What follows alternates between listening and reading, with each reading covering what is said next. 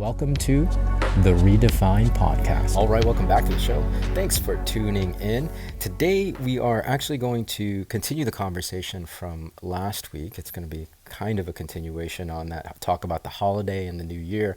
And I wanted to talk about the gap between where your life is now and where you want it to be, right? This is that time of year where we set resolutions, we set new goals, we create the outline, we create the map for our new year, for our, well, the rest of the year. I think people really rely on thinking about their year structured around the calendar. I don't know if it's just easier for people to do that, but I know it's just it's a regular practice for most people, right? And that does come by way of a resolution. Now, resolutions, as I mentioned in the last episode, generally don't work because it's something that you commit to at the beginning of the year and that's it.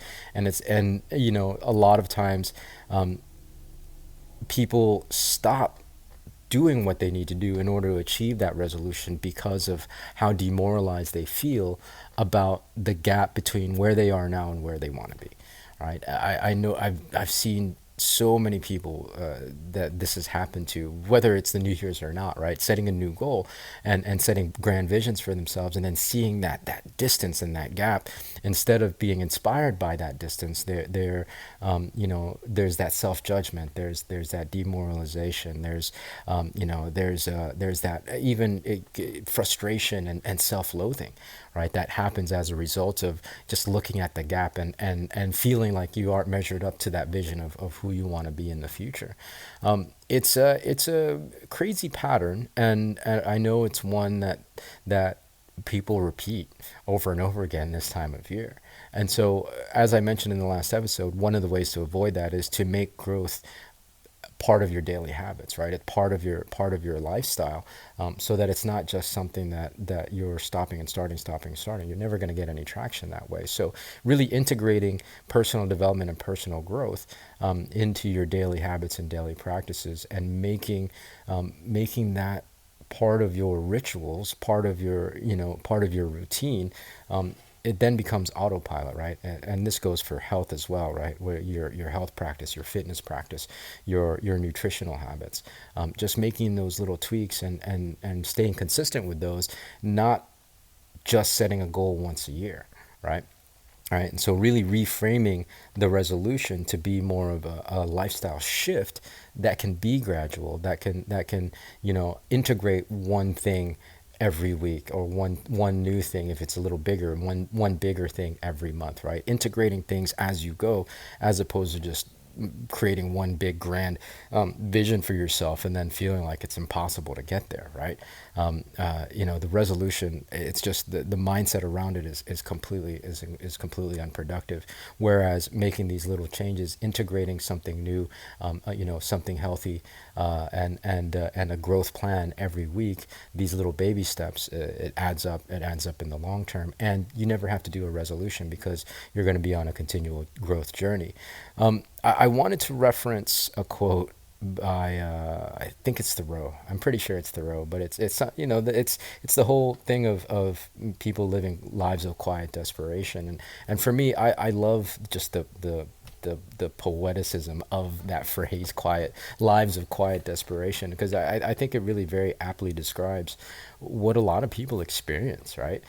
Again, for me, part of that life of quiet desperation is the gap between where they wish their life to be versus where their life is now. And it's not so much, I think the desperation isn't a result of that gap necessarily of where their life is currently versus where they would wish their life to be. I think it really happens more, the desperation, the feeling of hopelessness, the feeling of loathing and frustration and self-judgment and demoralization comes from the gap between that vision of your future self and the future life that you want to create versus what you're actually doing to get there, right? What you're actually doing to get there, and feeling like you can't do anything to get there, right? It's not so much your current situation and the gap, you know what I mean, between here and then, now and then.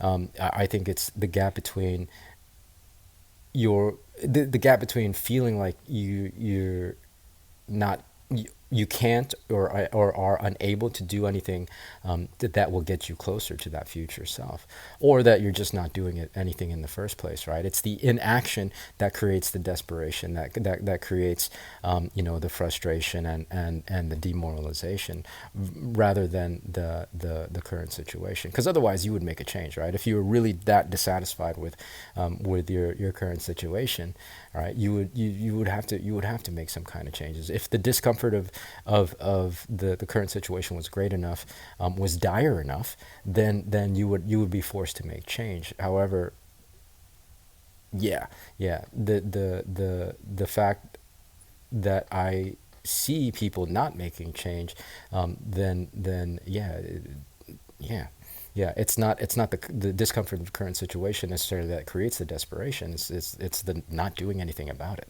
right? It's not doing anything about it. Not being congruent in your action, right, with well, the incongruence between the vision that you've told yourself you wanted versus the action that you're actually taking.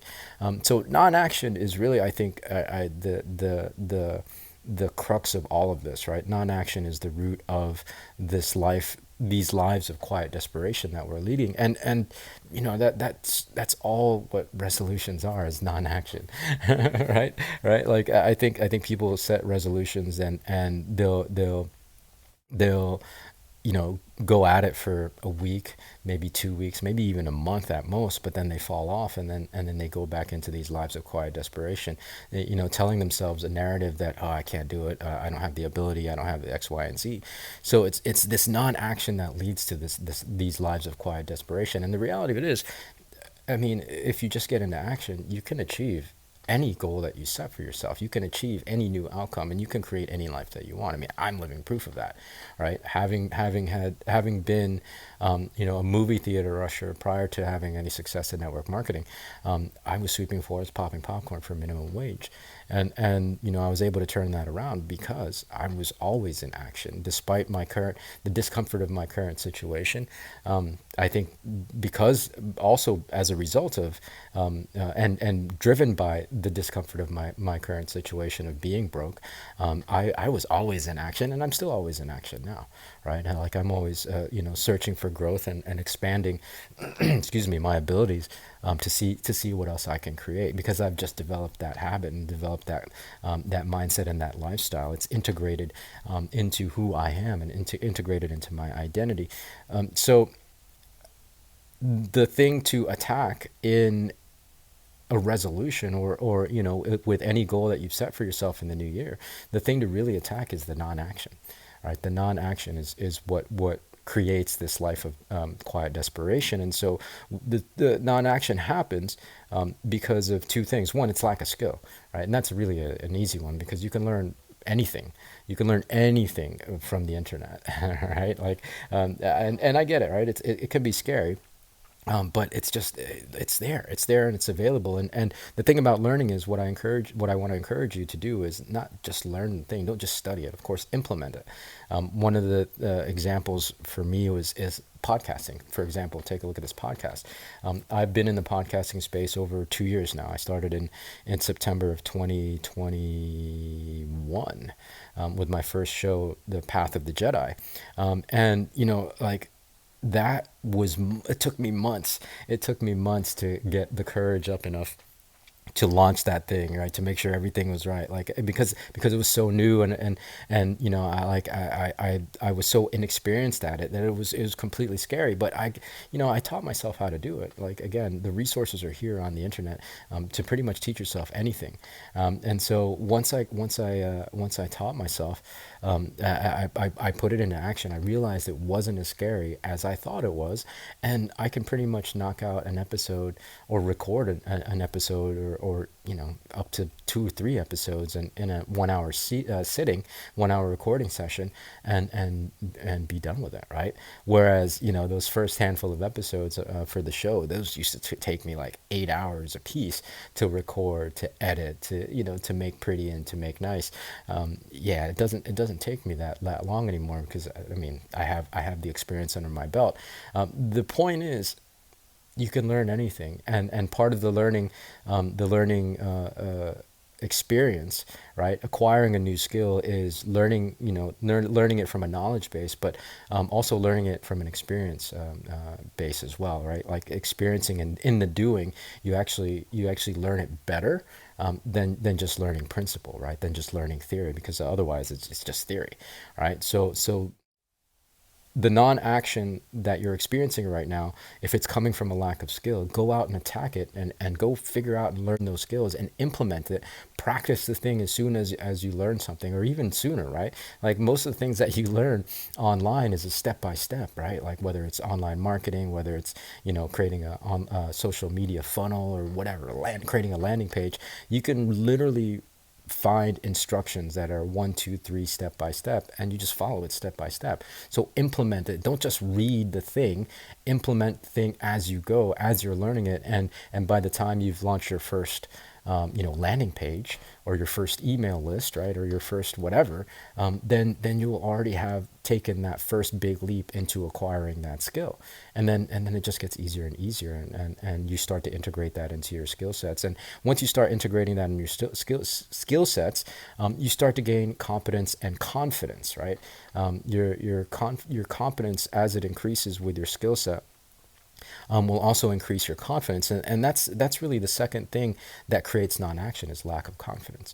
Remember, these lives of quiet desperation, it's kind of a weird cycle, because the non-action creates demoralization. It creates self-judgment and self-loathing, and it creates really low self-worth, self-confidence. I can't do it. I don't have what it takes.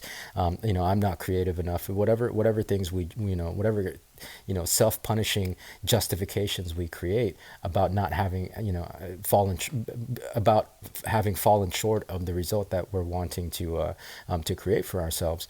We hold on to those, and then it creates more non-action, and it just kind of it becomes this negative feedback loop. So if you attack it from a skill set standpoint, learn the skill, implement the skill immediately, you increase your competence as you increase your skill level, and that increases your confidence, and that'll reverse the feedback loop, and it'll become positive feedback loop. And then you'll start to realize, well, there's very few, if anything, that I can't learn and that I can't do, and if I don't know how to do it now, then I can easily figure it out, right? Or find somebody that can help me do that, right? You'll experience setbacks for sure, absolutely. It's part of everything. You'll experience frustration. You'll experience disappointment. You might not hit your target when you want to hit it, right? By the dates, or by the time you want to hit it. But honestly, you're going to experience all those things anyways, right? You're going to experience setbacks. You're going to experience frustration. You're going to experience disappointment, demoralization, all that stuff. When you're actually working towards your new goal, at least when you experience these negative setbacks and these frustrations and these disappointments, at least you'll be closer to a life that you are actively trying to create, as opposed to non-action and experiencing those negative experiences and those negative emotions. You will just then still be in a life that at best is being created randomly, and at worst is completely out of your control.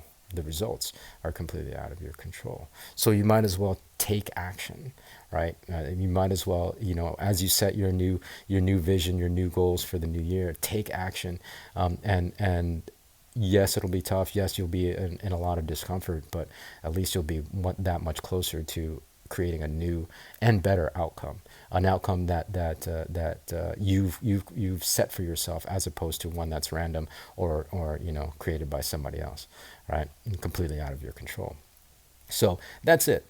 A life of quiet desperation results from it is a result of the gap between where you want to be and what you're actually doing to get there.